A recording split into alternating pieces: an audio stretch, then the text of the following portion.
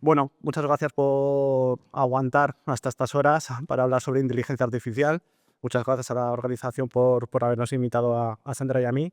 Y nada, vamos a hacer una presentación de nuestro Observatorio de Huella Digital Generativa 2025, que os sonará un poco rimbombante, pero, pero bueno, vamos a intentar hacerlo ameno para las horas a las cuales estamos. Este es nuestro segundo observatorio que realizamos del sector de alimentación. Hemos querido analizar cómo están las principales compañías del sector en base a ratios de comunicación, y como ponemos un poco en el enunciado, evolucionamos en análisis en base a nuestras vivencias. Entonces, en los últimos años, lo que sí que hemos podido ver, los dos observatorios los hemos lanzado en mayo de 2023, el último recientemente, en abril de 2025, y nos hemos encontrado con dos grandes temas de conversación que creo que a todos nos han absorbido. Por una parte, la pandemia, ¿vale? Donde de alguna forma en el primer observatorio nosotros analizamos cómo todas las compañías ya en periodo de pospandemia volvían a la normalidad, y que, bueno, qué necesidades había de poder comunicar de forma innovadora en entornos de comunicación, y cómo estas empresas del sector de alimentación se aprovecharon de esa necesidad de ese usuario cautivo de poder de alguna forma consumir contenido de esas nuevas formas de comunicación. Y por otra parte está la inteligencia artificial. La inteligencia artificial, todo el mundo estamos hablando sobre ella.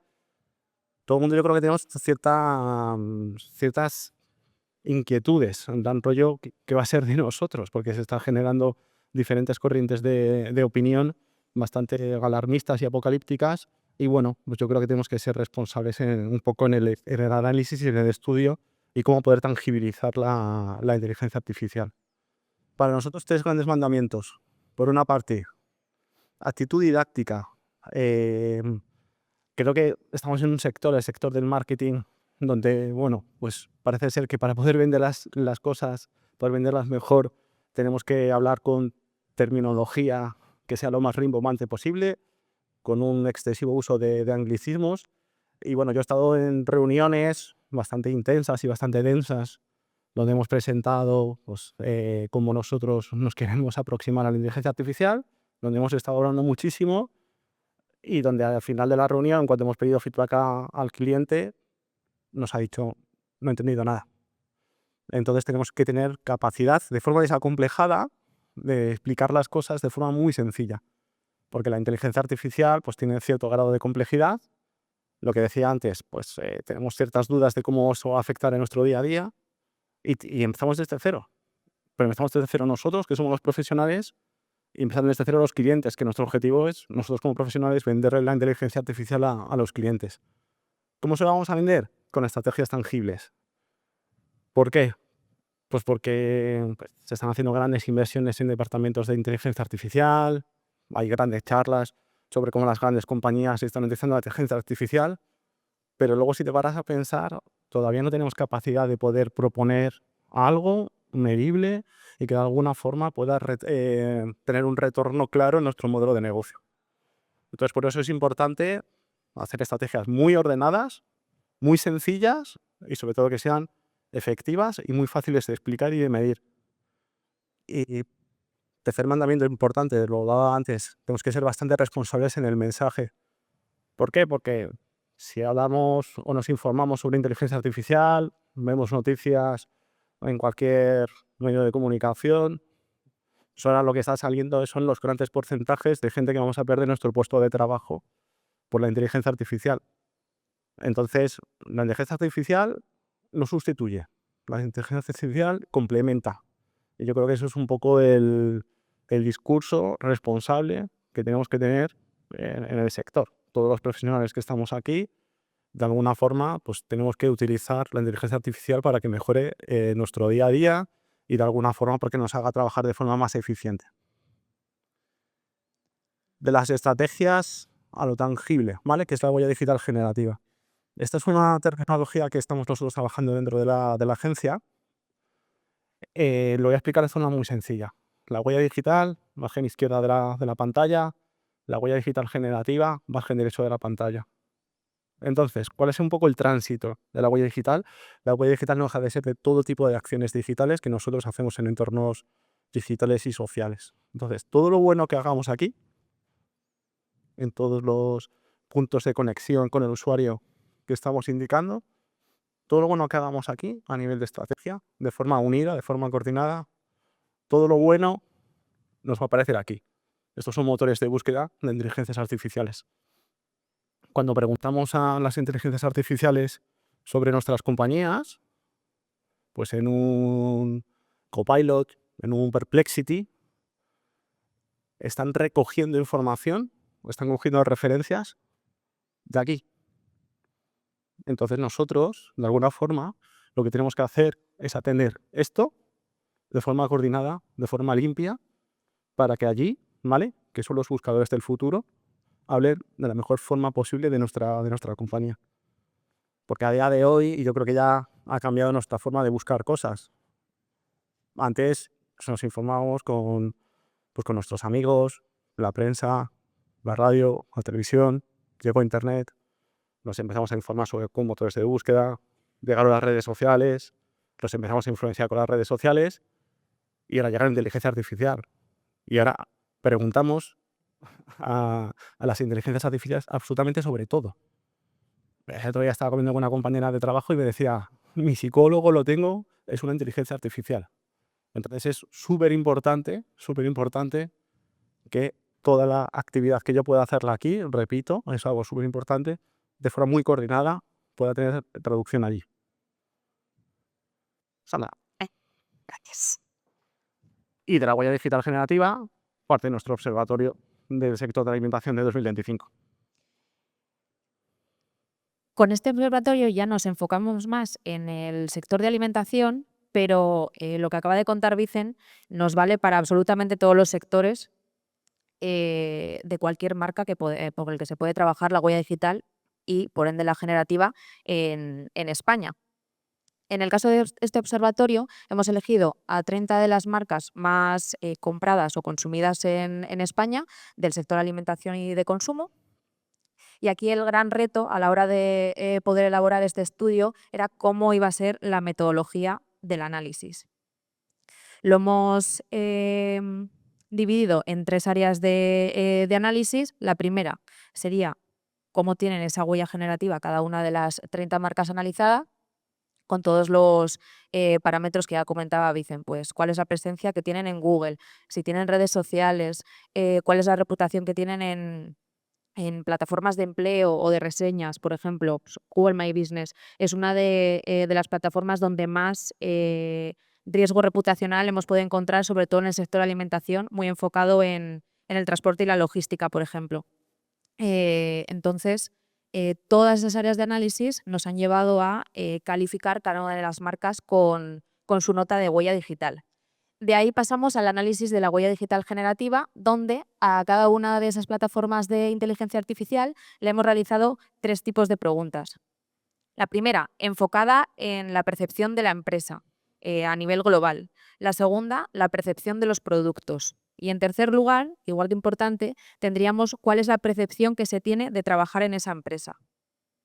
Y en base a la calificación de la primera y de la segunda, hemos desarrollado un termómetro de riesgo reputacional, donde podemos ver en qué mayor o menor medida alguna marca en concreto o el sector en general, con esta muestra representativa, tiene ese riesgo o no lo tiene. Que lo veríamos aquí más en detalle en esta imagen, con los resultados que este observatorio a nosotros nos ha arrojado. En términos generales, hay áreas de mejora, pero no es a día de hoy un sector donde encontremos un riesgo reputacional muy alto. Por ejemplo, a ver si funciona. Vemos que dentro de lo que cabe, casi todos están más cerca de que sea mínimo el riesgo reputacional que más hacia el lado rojo. De hecho, pues con una nota ponderada de hasta 10 puntos, el que menos tiene es un 5,8, que bueno, pues hay un área de mejora, pero que dentro de lo que cabe todos están aprobados. Y ahí, por sacar 2 highlights, en el ranking general, tanto en el ranking general como en el de huella digital generativa, tenemos a las 3 mismas marcas, aunque cambian posiciones. Tenemos a 2 cerveceras, que son Mau y Estrella Galicia, y además son bastante conocidas por sus campañas de branding. Y en tercer lugar tendríamos a la empresa de galletas Gullón.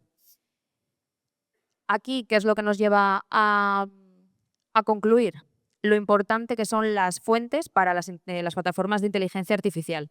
Las hemos resumido en 4 principales en el caso del sector de la alimentación. Si nos metiéramos en otro tipo de sectores, serían otras, pero algunas coincidirían, que serían los canales sociales, prensa, ya sean artículos, noticias o incluso rankings. Y ahí, mira, por ejemplo, a nosotros nos vino muy bien preguntar por Red Bull, porque una de las fuentes que utilizaba ChatGPT era una noticia del Publicista que nos habían publicado de cuando nosotros lanzamos el anterior observatorio.